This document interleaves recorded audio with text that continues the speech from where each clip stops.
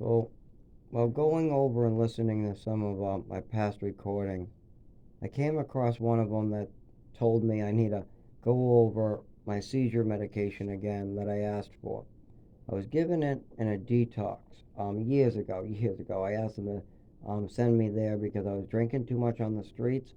So I called my family, and they argued with me about it for a while, and I just felt wrong about it because they should be wanting to support this idea, and they're just giving attitude, and I realized like I want to just tell them about what's going on with the seizures and the neurological disorder, but they're not quite listening really well about any of this, and I'm on alcohol, so I figure maybe things will go better if I get sober first. So I asked them to section me. The hospital. First my parents, then the hospital. Things don't go good with them, so I just have the hospital do it. The hospital does it. I go into this detox and the 30 day. It's like a prison. They send you to either something worse than the prison, connected to the prison, where you don't get canteen. You just have to spend 30 days in the hole. Things like that. It's just a 30-day spending in the hole. It's where the prisoners get sent for punishments. You got that, or you can get a rehabilitation center that's built like a prison, but just for addicts and all for the state. And these are like the worst of the worst addicts that commit big crimes because of their addiction. Um, but I'm asking to section myself, and I have that. I'm like, I just tell my lawyer, please tell them that I am sectioning myself, and to take that in consideration that this is something I want to do. And he did, and the judge did it, and I got to a little better place to do it. While I was in there, that was good that I got sent to that one because I got to talk with a doctor, and I explained to him the twitching and the ticks and the shaking because he could see it. He asked me, what's up with the leg, what's up with the twitching, what's up with your neck, what's up. And I told him, well, this happens all the time, but alcohol, when I'm detoxing from that, it gets worse. It gets much worse. He goes, oh, okay. uh, we can give you this medication for called oxybazepine or triliptal. I go, oh, great, okay. Uh, is it going to help? He goes, should. I'm like, okay. So he gives me that, and then he gives me some of the old medications I were on, but I still experience some problems with those. Some real drowsiness, hangovers, heart palpitations. I really should have stopped trying to go with my mother's plan. And I kept on going with my mother's plan and not my own. My own, I should have woke up when he gave me these because he gave me this prescription.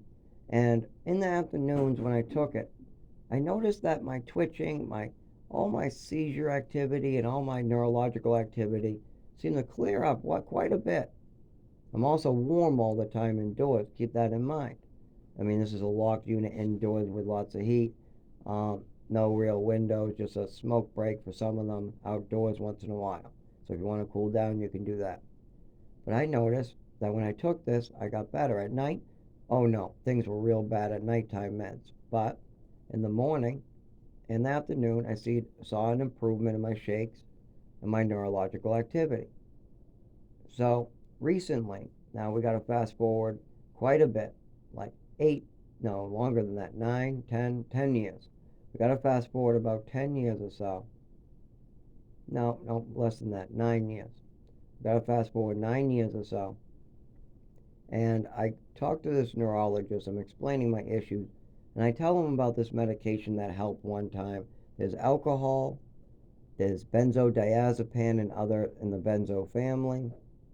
You got triliptal. You got some marijuanas that make it better, some that make it worse, and you got CBD that kind of helps, and CBDN that really helps.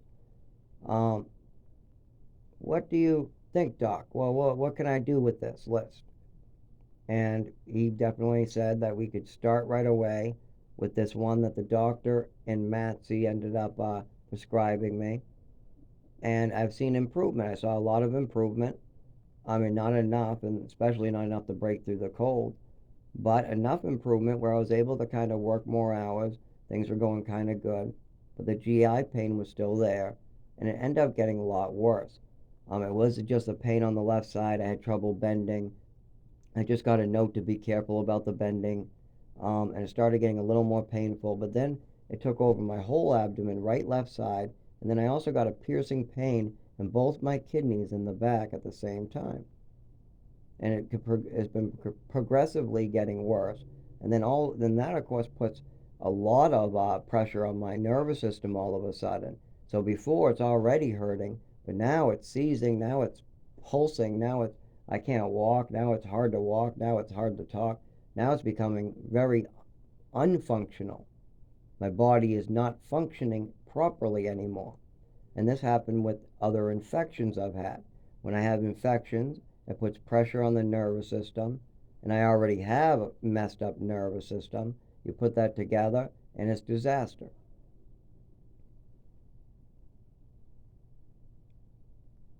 I think that's a good way to end this one.